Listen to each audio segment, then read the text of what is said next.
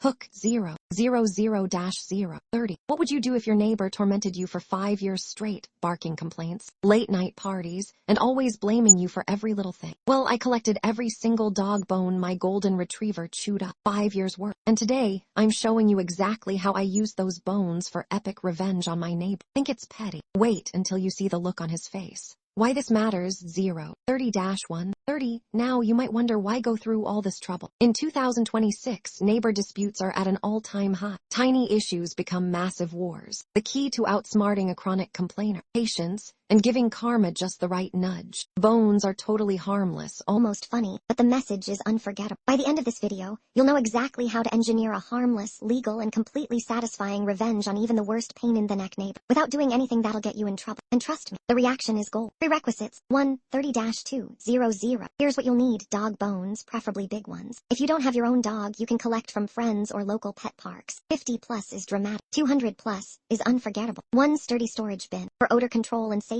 Disposable gloves for handling, trust me. Little patience and a neighbor who's earned. Step by step. 200-800 Chapter 1. Safe bone storage. 200-245. Start by collecting fresh bones every time your dog finishes chewing. Scrub them with warm water and mild soap. You want to avoid any lingering stink. Dry them in the sun, then store in a tight sealing bin. Label it as something boring like garden mulch, so nosy guests don't ask. Chapter 2. Decoy assembly. 245-345. The more variety and size in your collection, the better. You're aiming for volume and mess. Optional. Wrap a handful of bones in brown paper to look like intentional gifts. This adds confusion and drama. Bundle the rest in bags for easy deployment. Chapter 3. Choosing the perfect spot. 345-500. Pick a day when your neighbor's yard will be freshly mowed, party ready, or about to be seen by guests. Early Sunday mornings just before their brunch invite are prime time. Scope out visibility. You want max impact but no security cams directly on the site. Chapter 4. Timing the trap. 5:006:15. Pre-select whether that won't ruin the display. No rain. You want those bones to stay bright, white, obvious. Set an early alarm. Bag in hand, gloves on. Quietly but quickly distribute the bones across flower beds, walkways, and even drop a couple near the front steps.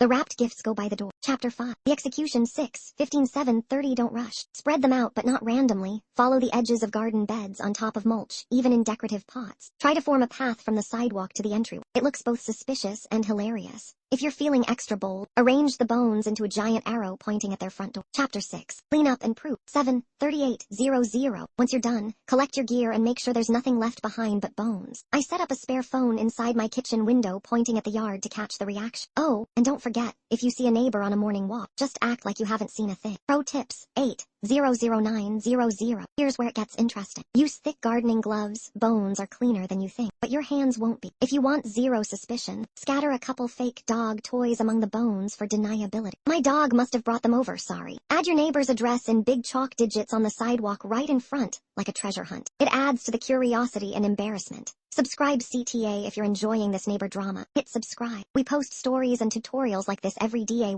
and you don't want to miss our next one. Trust me, this isn't even the wildest neighbor revenge we've seen this year. Results and next steps. 9:00:10:00. The best part. It's all harmless, technically legal, and completely unforgettable. That morning, I watched from across the street as my formerly smug neighbor tiptoed outside, froze, then glared at every window on the block. By noon, his party friends had arrived, bewildered. And me, I just smiled, tossed a ball to my dog, and went back to sipping my coffee. Want to go further? Next time, I'll teach you how to use eco-friendly surprises that'll get the HOA involved without a single word from you. Subscribe and hit the bell. We drop new revenge stories every single day. The next one might be even crazier. If you liked this, watch our next one. She invited my ex to her wedding, so I got her banned from the venue. Justice waits for no one. End.